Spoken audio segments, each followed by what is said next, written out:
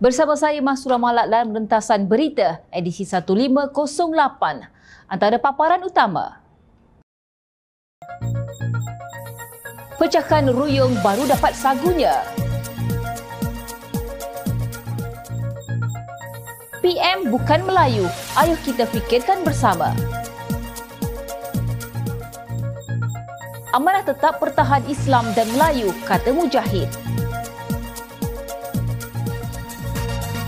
Apabila pengerusi PSC sebar maklumat palsu.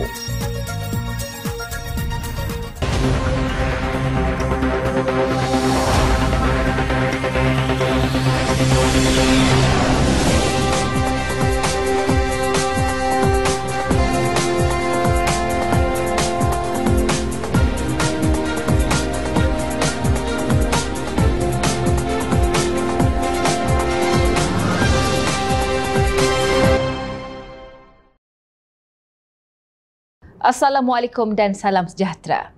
Cadangan Sultan Johor Sultan Ibrahim Sultan Iskandar supaya Suruhanjaya Pencegahan Rasuah Malaysia SPRM dan Petronas melaporkan terus kepada Yang di-Pertuan Agong YDPA boleh dibincangkan. Perdana Menteri Datuk Seri Anwar Ibrahim berkata cadangan dikemukakan itu tidak akan menggugat kuasa dan peruntukan perlembagaan negara. Kita boleh runding dengan baik tetapi prinsip perlembagaan iaitu sistem demokrasi berparlimen, raja berperlembagaan itu tetap dipertahankan dan kita junjung prinsip yang sama. Katanya di petik berita harian selepas merasmikan dua pameran seni di Muzium Kesenian Islam di sini malam tadi. Sultan Ibrahim yang akan menjadi Yang di-Pertuan Agong tidak lama lagi dilaporkan bertitah. Dua badan itu perlu melapor secara terus kepada Istana Negara berbanding Parlimen dan ia akan dapat menjamin kebebasan Suruhanjaya Pencegahan Rasuah Malaysia SPRM. Titah itu mengundang reaksi pelbagai pihak termasuk bekas Perdana Menteri Tun Dr. Mahathir Mohamad yang berpandangan cadangan Sultan Johor itu dan beberapa perancangan lain apabila baginda menjadi agung tidak boleh diambil ringan. Dr. Mahathir berkata, sekalipun kuasa itu tidak diperuntukkan di dalam perlembagaan, keinginan disampaikan Sultan Johor itu jika menjadi kenyataan akan menimbulkan beberapa persoalan penting berkait peranan Raja-Raja Melayu. Pada masa sama, Sultan Ibrahim turut menekankan kepentingan kerajaan dipastikan stabil dan konsisten dengan dasar mampan diperlukan untuk memperbaiki ekonomi negara sekaligus mengingatkan punca utama ketidakstabilan politik negara yang dicetuskan perenggus atau golongan tertentu yang kalah pilihan raya. Sekiranya kita selidik berdasarkan pengalaman negara melalui kemelut politik, kedua-dua cabaran dititahkan baginda mempunyai kaitan termasuk kewujudan pihak tertentu menyumbang ratusan juta sebelum instrumen demokrasi itu dilaksanakan.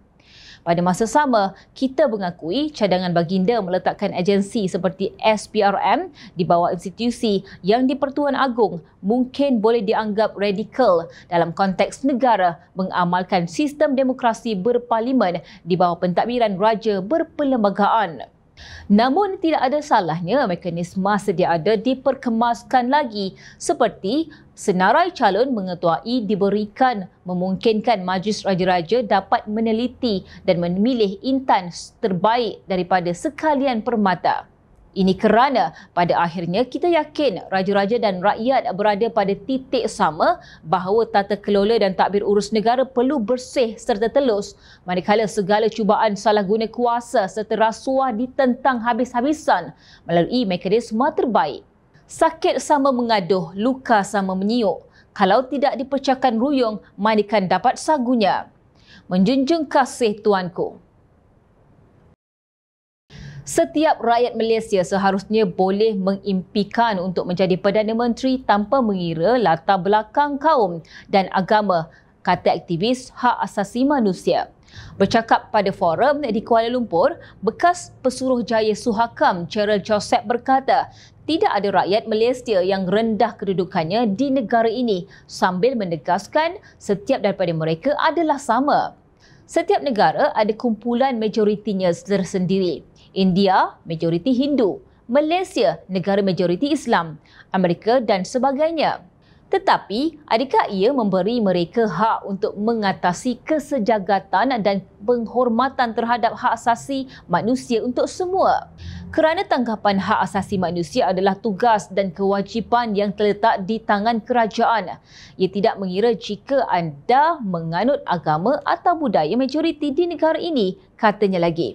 Gerald adalah salah seorang ahli panel dalam Forum Hak Asasi Manusia bertajuk Universality or All of Malaysian, It's Time Now, anjuran bersama NGO Pusat Komas dan Pejabat Pesuruhanjaya Tinggi Pertubuhan Bangsa-Bangsa Bersatu, Pejabat Serantau Asia Tenggara.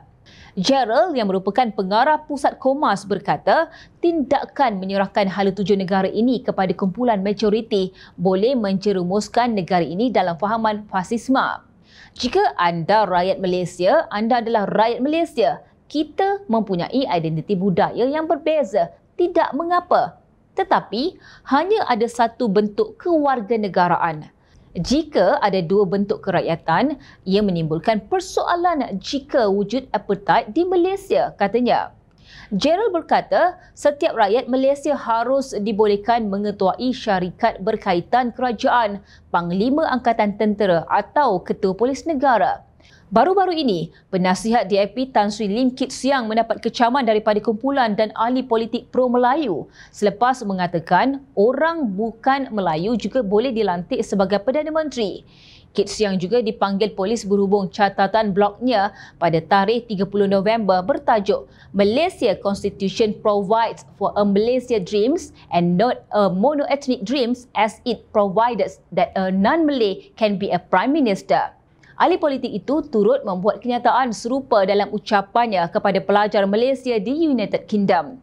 Sebagai respon tentang isu ini, Peguam Kanan Tuan Hanif Katri Abdullah bersetuju bahawa tiada peruntukan dalam Perlembagaan Persekutuan yang menghalang orang bukan Melayu menjadi Perdana Menteri Malaysia.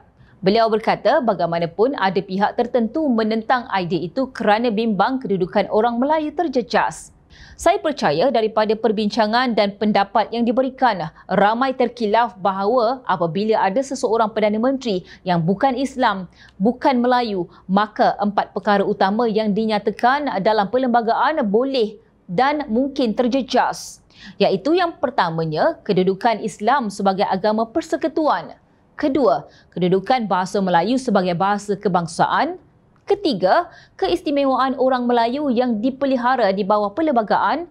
Dan keempat, kedudukan dan keistimewaan serta kedaulatan Raja-Raja Melayu. 4 perkara ini sering timbul dalam kerisauan rakyat majoriti. Jika ada Perdana Menteri yang bukan Islam, bukan Melayu. Pada hakikatnya, kerisauan itu tidak berasas, katanya dalam satu kenyataan. Jelas Hanif, tidak ramai yang sedar bahawa perkara 159 Perlembagaan Persekutuan turut menetapkan faktor-faktor di atas bukanlah peruntukan yang boleh dipinda dengan mudah. Perkara 159-5 mengkehendaki undang-undang termasuk undang-undang persekutuan tidak diluluskan melainkan undang-undang itu diluluskan terlebih dahulu oleh Majlis Raja-Raja Melayu. Jika Majlis Raja-Raja tidak bersetuju dengannya, maka pindaan tidak boleh dibuat, katanya lagi. Perkara 43-2-A Perlembagaan Persekutuan menyatakan bahawa satu-satunya keperluan untuk seseorang menjadi Perdana Menteri ialah orang itu menjadi ahli parlimen yang dalam penghakiman yang di-Pertuan Agong mempunyai sokongan majoriti di Dewan Rakyat. Bagaimanapun, Hanif turut berpendapat calon Perdana Menteri tanpa mengira kaum haruslah seorang individu yang patriotik dan mahir berbahasa Melayu. Benar, secara rasionalnya orang Melayu dan Islam tidak seharusnya risau kerana perlembagaan telah menetapkan garis-garis jelas berkaitan soal Melayu Islam serta hak keadilan yang pasti memberikan kepada semua kaum di negara ini. Malah, pandangan Kit Siang itu juga tidak salah kerana ia hanyalah pandangan yang berperlembagaan. Kenapa ia hendak dipertikaikan pembangkang sedemikian rupa? Atau hanya menjadi modal untuk bangkitkan kemarahan semata-mata? Tiada isu berbangkit yang perlu ditimbulkan. Pandangan Lim Kit Siang tidak salah. Ianya hanyalah satu penegasan tentang apa yang sudah pun termaktub dalam perlembagaan sejak sekian lama. Kepada mana-mana pemimpin Melayu yang tersinggung, inilah masa terbaik untuk lebih fokus kepada melahirkan pemimpin yang kompeten, berintegriti dan benar-benar mampu untuk mentadbir negara dengan baik serta adil untuk semua. Ingat pesanan Imam Al-Ghazali bahawa sebuah kerajaan yang adil walaupun diperintah oleh pemimpin bukan Islam akan mampu bertahan berbanding kerajaan zalim walau dipimpin oleh orang-orang Islam. Kita fikir-fikirkan bersama. Kedudukan dalam Parti Amanah Negara. Amanah bukanlah untuk merebut jawatan, waimah menteri, timbalan Perdana Menteri, senator, ahli syarikat berkaitan kerajaan GLC, pihak berkuasa tempatan dan sebagainya. Tetapi, ianya untuk membela rakyat, kata Naib Presiden parti itu, Datuk Seri Dr. Mujahid Yusof Rawal. Beliau menegaskan demikian dalam ucapan di Majlis Perasmian Konvensyen Parti Amanah Negara Negeri Selangor 2023. Pada masa yang sama, beliau juga menyelar sikap parti politik yang pernah menjadi premis perjuangannya dahulu, iaitu PAS. Menurut beliau, pemimpin PAS tergeliat lidah dan tidak reti sebut amanah. Sebaliknya, mereka menggelar amanah sebagai PAN yang disambung dengan DAP menjadi PANDAP. Kini, apabila UMNO menyertai kerajaan perpaduan, parti itu digelar sebagai AMDAP. Kata Mujahid, dahulu mereka menggelar Tun Dr. Mahathir khadam DAP. Tetapi hari ini Tun Dr. Mahathir diangkat sebagai penasihat. Kalau ikut dia jadi suci, UMNO ikut dia jadi suci. Sekarang berbaik dengan kita pun jadi AMDAP. Tempelaknya sambil menasihatkan pemimpin UMNO supaya jangan pandang belakang. Beliau mengimbas kembali peristiwa Langkah Sheraton yang mengakibatkan rakyat jijik dengan orang-orang politik. Justru, misi besar kerajaan perpaduan di bawah pimpinan Perdana Menteri Datuk Seri Anwar Ibrahim adalah untuk mengembalikan keyakinan rakyat kepada parti-parti politik. Hasilnya hari ini telah berlaku penyembuhan kepada rakyat yang benci kepada orang politik, lebih-lebih lagi kepada musuh yang sudah berpuluh tahun. Kita tidak membentuk kerajaan perpaduan untuk merebut jawatan, tetapi kita bentuk kerajaan untuk kembalikan keyakinan rakyat kepada institusi politik, tegasnya lagi. Bekas Menteri Hal Ehwal Agama Kerajaan Pakatan Harapan itu berpendapat mereka yang lupa dan bertelagah sesama sendiri adalah yang akan terus merosakkan kerajaan perpaduan hari ini. Malangnya, peluang yang diberi disia-siakan oleh pemimpin PN. Sampai hari ini mengigau cukup jumlah, sindir beliau. Perikatan Nasional, kata Mujahid, mentomah kononnya orang Melayu hanya boleh bersatu di bawah gabungan itu, sedangkan mereka telah diberi peluang oleh Yang di-Pertuan Agong Al-Sultan Abdullah Aryatuddin Al-Musaffah Billah Shah yang menitahkan agar semua parti politik membentuk kerajaan perpaduan. Peluang telah diberi kepada mereka. Sebab itu, hari ini Perikatan Nasional ataupun PAS tak boleh nak bercakap dah soal-soal agama, soal-soal bangsa. Tak boleh dah nak cakap orang Melayu kena bersatulah. Sekarang dia ada penasihat dia kan? Orang dah bentuk kerajaan perpaduan dah hampir 5-6 bulan, dia baru nak buat deklarasi perpaduan orang Melayu. Ni apa ni? Tuan-tuan, apabila kita membentuk kerajaan perpaduan, kita juga telah membentuk satu perpaduan. Bukan saja rakyat Malaysia, tetapi sesama orang-orang Melayu Islam yang merupakan tonggak kepada negara ini. Kita telah membuktikan kita boleh bersatu. Mujahid menasihatkan agar kita pekakkan telinga jika PAS masih lagi bercakap soal perpaduan Melayu atau soal Islam. Saya ingin ingatkan kepada bersatu, PAS, jangan kalian ingat orang Islam Melayu hanya boleh bersatu dengan kamu sahaja. Dengan kamu sahaja Islam dan Melayu itu dimartabatkan. Jangan ingat nak bersatu hanya dengan bersatu, PAS baru jadi. Ini khurafat paling besar yang tuan-tuan kena lawan. Jangan kita terpengaruh dengan bisikan ini, pesannya lagi. Beliau juga menghargai UMNO dan juga BN yang berjiwa besar bersedia duduk semeja merundingkan perkara yang lebih utama daripada kepentingan diri mereka. Amanah pertahankan Islam dan Melayu sebagaimana yang termaktub dalam Perlembagaan Malaysia, tegas Mujahid. Justru di mana kebejatan amanah dan Pakatan Harapan sehingga sanggup dilabel munafik oleh Presiden PAS Tan Sri Abdul Hadi Awang yang bersama Presiden Bersatu Tan Sri Mahyadin Mat Yassin telah menolak nasihat daripada Yang di-Pertuan Agong untuk membentuk kerajaan perpaduan. Bagaimanakah mereka yang derhaka kepada titah raja pemerintah, ketua agama di negara ini boleh terus bertempik kononnya mempertahankan Melayu Islam? Kelakar. Menteri Pelancongan Seni dan Budaya MOTEK Datuk Seri Tiong King Sing berang dengan pengerusi jawatan kuasa kira-kira wang negara PSA Datuk Wira Mas Ermiati Samsudin. Marahnya Presiden Parti Demokratik Progresif PDP ini kepada Mas Ermiati sehingga mahu naib ketusikan di Bersatu itu disiasat di bawah Akta Hasutan 1948. Untuk rekod, semasa pentadbiran Perikatan Nasional, pimpinan Presiden Bersatu Tan Sri Mahyadin Mat Yassin, King Sing diberi jawatan sebagai Duta Khas ke China bertaraf menteri yang kita semua tidak tahu apa sebenarnya deskripsi kerja beliau. Selama 33 bulan kerajaan Tebuk Atap itu berkuasa, tidak kedengaran Mas Ermiati mengkritik King Sing.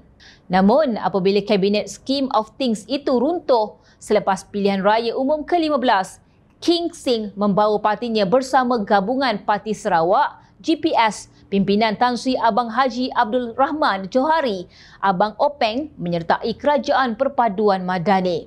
Perdana Menteri Malaysia ke-10 PMX Datuk Seri Anwar Ibrahim melihat potensi ahli Parlimen Bintulu itu dalam memantapkan industri pelancongan di Malaysia, lantas melantik beliau untuk memegang jawatan berkenaan.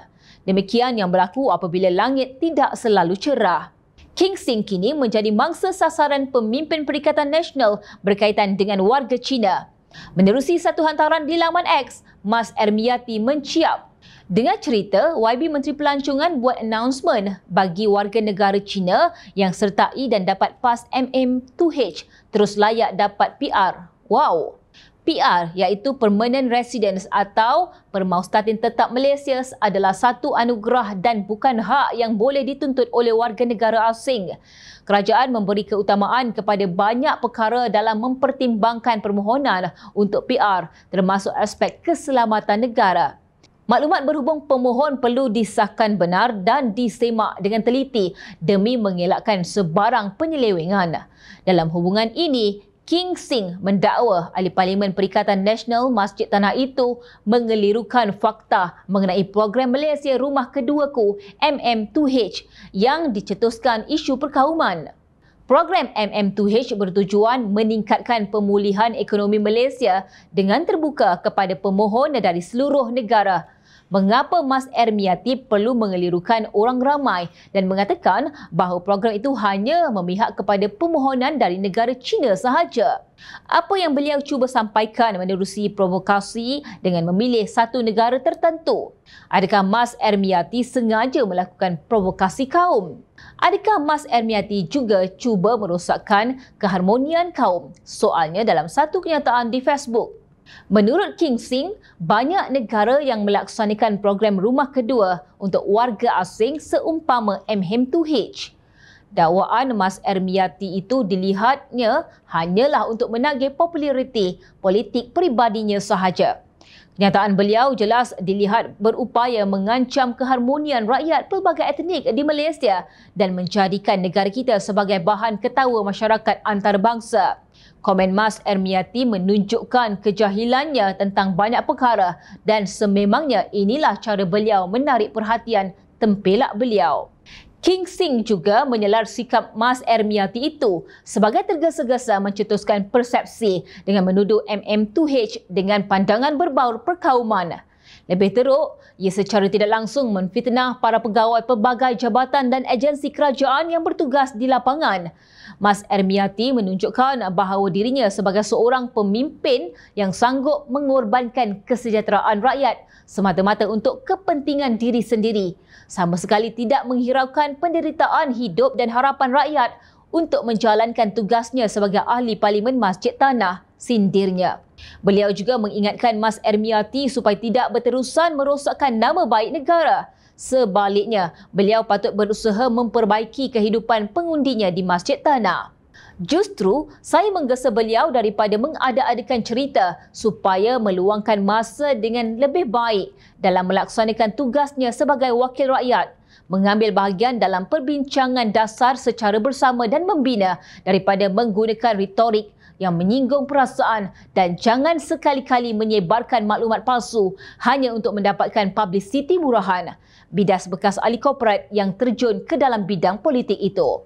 Amat jelas, kenyataan melulu Mas Ermiati yang mengaitkan program MM2H dengan penganugerahan PR itu tidak setaraf dengan kedudukan beliau sebagai ahli parlimen yang mengetuai PSC. Sikap beliau sungguh mengecewakan. Jika pengerusi PSC sekadar seorang yang mendengar cerita kemudian menularkan virus perpecahan dalam kalangan rakyat, maka kita akan menyaksikan terkuburnya ketelusan dalam penyiasatan dan laporan jawatan kuasa itu di masa hadapan.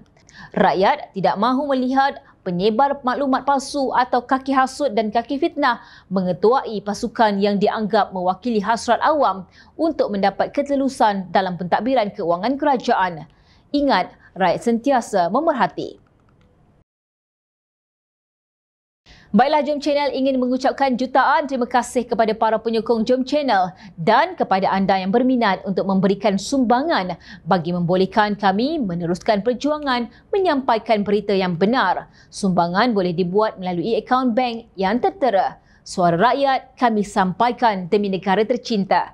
Teruskan bersama kami di Jom Channel untuk mendapatkan berita politik tanah air. Saya Mas Romala. Assalamualaikum dan jumpa lagi.